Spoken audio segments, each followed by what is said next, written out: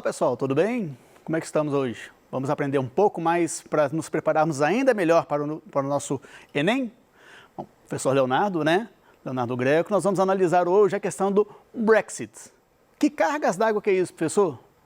Vamos lá, vamos entender, claro, o que foi o Brexit. Compreender a configuração da União Europeia antes e após o Brexit. E analisar também a questão da União Europeia nos momentos posterior ao Brexit. Como é que a União Europeia vai se virar, Não só ela, mas afinal, o que é o Brexit, É uma junção de palavras, é uma invenção, Juntaram-se duas palavras, British Exit, saída britânica. Então, nós estamos tratando aqui da saída da Grã-Bretanha do chamado da União Europeia. Tranquilo, pessoal? A Inglaterra, por uma série de razões, achou que é mais conveniente para os seus interesses não fazer mais parte da União Europeia. Vamos lá, vamos desenvolver isso aí. Essa União Europeia é um senhor bloco econômico, formado por 28 países, que se caracteriza, esse bloco se caracteriza pelo livre comércio, livre trânsito de pessoas, o que significa que qualquer cidadão europeu pode morar em qualquer país da União Europeia e pode, inclusive, trabalhar sem nenhum entrave burocrático, E nesse bloco há regras econômicas em comum. Não só a questão, por exemplo, da unificação de taxas de importação e exportação, mas regras econômicas bastante amplas, tanto assim que esse bloco conta com uma moeda única, o famoso euro, e também conta com um banco central unificado. Isso aí tem pontos extremamente positivos, mas também pontos extremamente, eu não diria negativos, mas problemáticos para os países que compõem o grupo, ok? Bom, como que a Inglaterra decidiu? Um referendo popular, A população foi chamada a opinar, claro que foi feita uma propaganda antes, uma propaganda no sentido de instruir as pessoas sobre as motivações para que a Inglaterra saísse e também quem defendia o contrário, as motivações para que a Inglaterra permanecesse no grupo, Fato é que, ao final, houve um resultado até bastante apertado, se a gente pensar em questão de decisão sobre dois fatores só, 52% da população britânica optou por sair da União Europeia, enquanto 48% optou por permanecer na União Europeia. Enfim, apertado ou não, o fato é que o sim venceu, E a partir daí começou-se a se negociar os trâmites, os pontos, os acordos que seriam alterados, mantidos, criados ou extintos, para que a saída da Inglaterra da União Europeia fosse concretizada, Por que a Inglaterra? Por que você decidiu fazer isso? Por que você quis sair de um bloco que é tão próspero, tão poderoso? Bom, algumas questões que vão além da questão econômica. Vocês vão perceber que a questão econômica é bastante impactante, bastante importante, mas os motivos da Inglaterra transcendem isso. Vamos lá. Inglaterra não concordou com a livre circulação de pessoas. Aí eu estou falando inicialmente da questão dos europeus, de qualquer europeu, de qualquer país da Europa, desde que faça parte da União Europeia, poder entrar, poder viver, poder trabalhar em qualquer país. A Inglaterra não concordou com isso. Considerava, entre outras coisas, que esses estrangeiros estariam tomando postos de trabalho de cidadãos ingleses.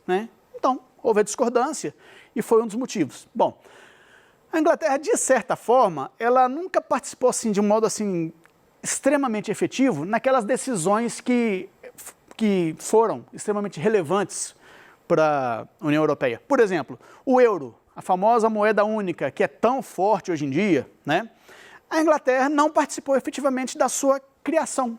Então, como ela já via essa união com uma certa reserva, com um pezinho atrás, ela não participou da criação dessa moeda. Por 40 anos, desde a criação do bloco até hoje, 40 anos, até um pouquinho mais já se vão, os britânicos meio que se decepcionaram com a União Europeia. Com o passar do tempo, os britânicos perceberam que sim, a União Europeia dava bons frutos, dava bons resultados econômicos para ela, mas trazia também um volume de problemas, sejam problemas econômicos, até problemas de ordem social, com os quais a Inglaterra não esperava, os cidadãos britânicos não esperavam por esses problemas. Tá? Houve a questão, um medo, né, de um boom migratório. O que é isso? A União Europeia definiu que, bom, primeiro a gente já viu que qualquer cidadão da União Europeia pode viver em qualquer país, né? A gente sabe que a União Europeia não é não é composta por um grupo de países homogêneos, tá? Existem países que estão em situação econômica extremamente favorável, alguns em situação razoável e outros também em situação econômica extremamente desfavorável. Então, nada impediria que países onde a situação não era tão favorável assim, perdesse um grupo da sua população, então ocorresse uma migração de pessoas, né, desses países em situação mais delicada econômica para países mais prósperos, Alemanha, França e, inclusive, a Inglaterra. Então, receando isso, a Inglaterra também decidiu, foi um dos motivos, ok? Mais um dos motivos. Os britânicos consideraram também que no grupo, então assim, fazendo parte da União Europeia, a Inglaterra teria o seu desenvolvimento econômico travado. Acreditava-se, os britânicos acreditam que fora do grupo eles consigam um desenvolvimento econômico e social bem mais consistente. Tá? Um ponto que chamou bastante a atenção negativamente para a Inglaterra. Tá? Na União Europeia, como é uma grande família, vamos pensar assim, né?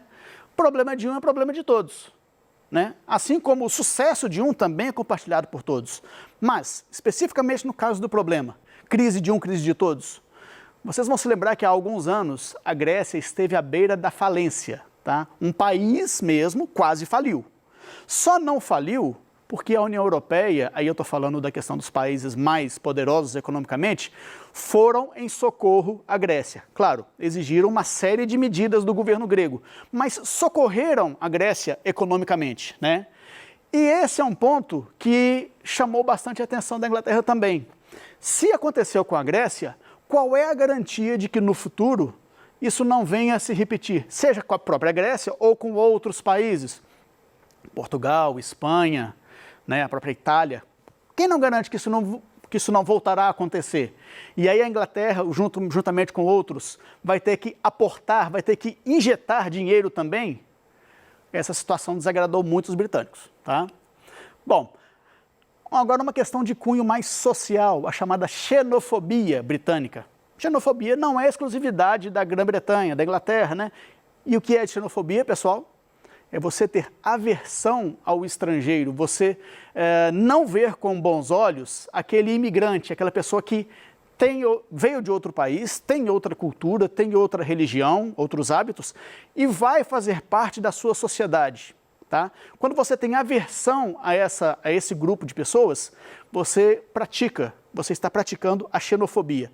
E aí, a Inglaterra, por uma decisão da União Europeia, foi forçada a aceitar cidadãos de fora da Europa.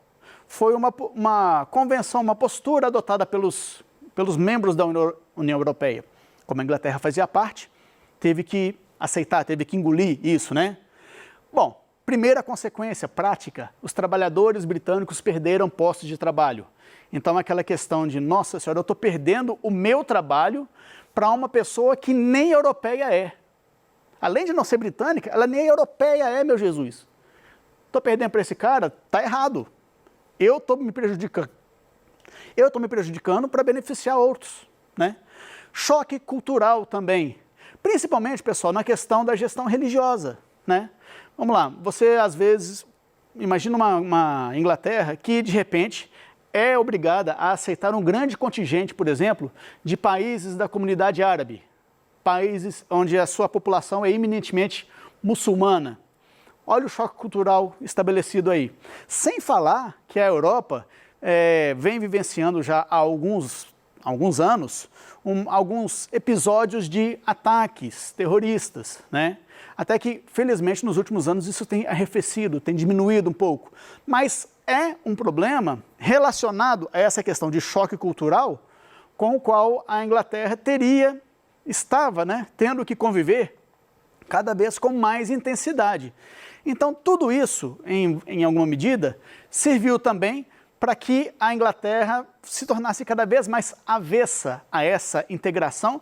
E a gente tem que lembrar que na questão da União Europeia, a integração dos países, a integração dos povos, ela é uma coisa que está se tornando cada vez mais inevitável e cada vez mais forte, cada vez mais consolidada, especificamente no caso da União Europeia. Tranquilo, pessoal? Bom, sigamos, vamos lá. Quais seriam as consequências? Então imaginem, a saída da Inglaterra da União Europeia foi aprovada. Esse processo não se concluiu ainda, mas já está extremamente adiantado, ok? Quais seriam as consequências tanto para a Inglaterra quanto para a União Europeia? Vamos lá.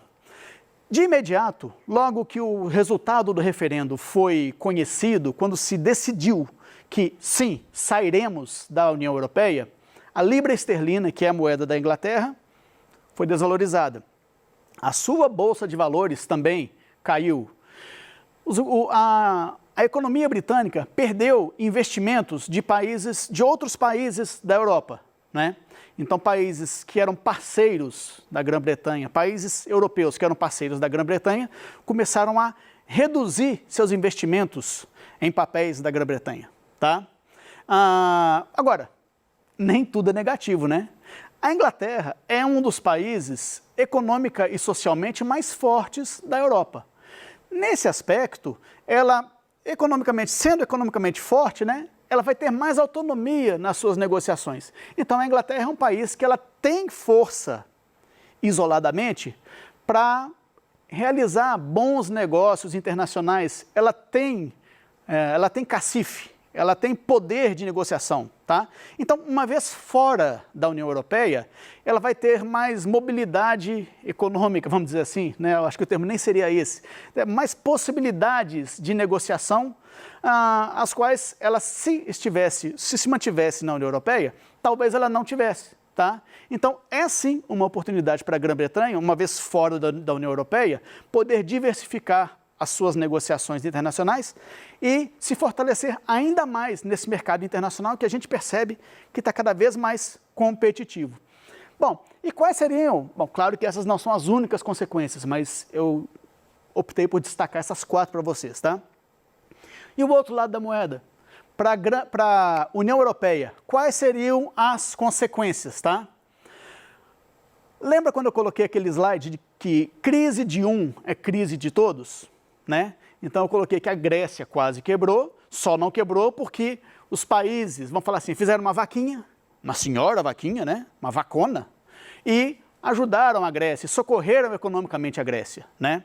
Bom, além disso, os países da União Europeia, de acordo com as suas possibilidades, fazem aportes para o seu Banco Central em comum.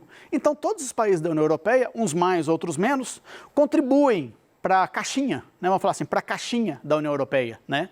Agora, a gente tem essa questão, né? Eu falei, uns mais, outros menos. Por exemplo, durante o período em que a Grécia esteve com uma intensa crise econômica, a Grécia não contribuiu em nada.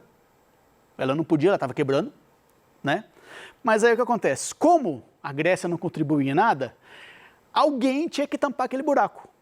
E aí os países com melhor condição econômica, né, eles começaram a ter que desembolsar mais recursos. Então, o primeiro impacto para a União Europeia é esse. Trata-se de um país extremamente poderoso economicamente. E a União Europeia vai perder esse aporte financeiro, vai perder esse depósito compulsório, vamos dizer assim, né? Então vai perder esse recurso. E é um recurso extremamente interessante, o aporte que a Inglaterra disponibiliza, ok? Bom, claro, acordos comerciais com a Inglaterra serão renegociados.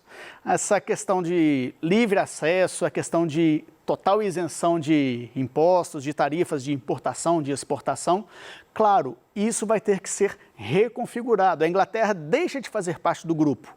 Então, se por um lado a Inglaterra vai perder uma série de benefícios nas negociações econômicas dentro do grupo, né? O grupo também vai se ressentir, vai ficar com as suas ações perante a Inglaterra também limitadas. E aí a gente pode perceber que vai se reconfigurar, mas não vai significar necessariamente que vai haver um rompimento entre Inglaterra e União Europeia. Em nenhum momento aqui vocês viram falar que a Inglaterra rompe relações, de forma alguma. Apenas essas relações vão ser reanalisadas, vão ser reconfiguradas, tá? Vamos lá. Aí, tá, consolidou-se, a Inglaterra saiu, e aí? Daí a 10, 20, 30 anos, faz-se um balanço da Inglaterra fora da União Europeia, beleza? E imaginem um seguinte cenário. Percebeu-se, constatou-se que depois que saiu da União Europeia, nossa, a Inglaterra bombou, a economia britânica subiu igual um foguete, a sua sociedade é das mais prósperas, das mais harmoniosas, ou seja, a saída da Inglaterra da União Europeia deu certo. Pode servir de exemplo. Outros países da União Europeia podem optar por seguir o mesmo caminho.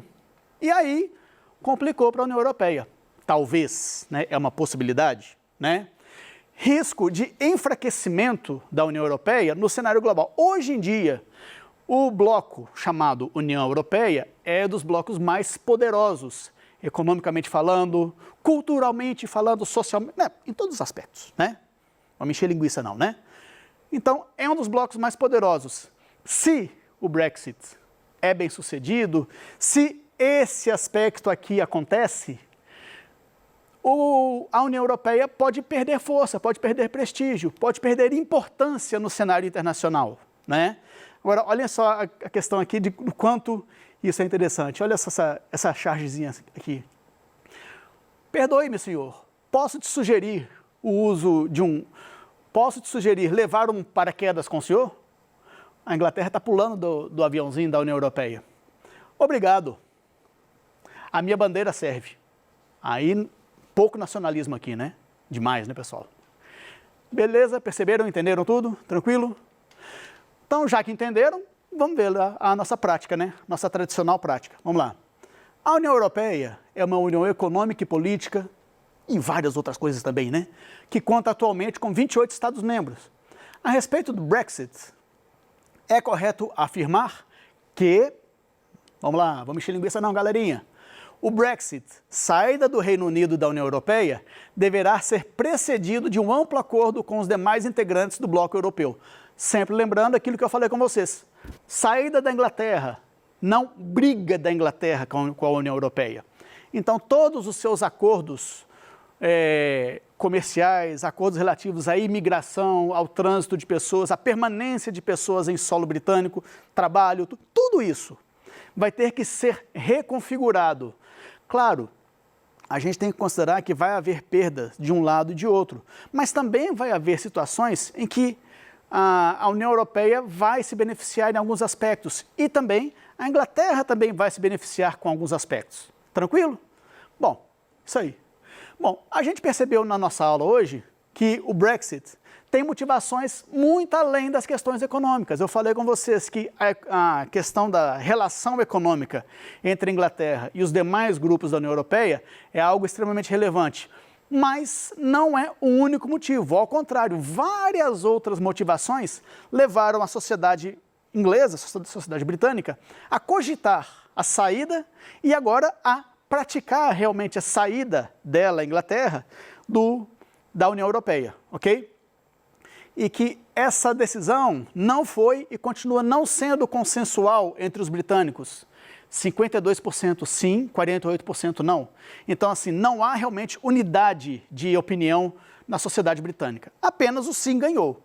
Mas tem quase metade da população britânica que preferiria permanecer na União Europeia, tá? Bom, ainda não se pode prever com precisão os efeitos do Brexit para o mundo. Não se sabe ainda. O que se pode fazer são conjecturas, são suposições, projeções, tá? Mas certeza mesmo se vai dar certo ou se vai ser um mico, ninguém sabe, ok? Pessoal, valeu pela oportunidade, espero ter contribuído com vocês para mais essa fase de aprendizado e espero também contar com vocês para as nossas próximas aulas, ok, pessoal? Grande abraço e valeu, até mais!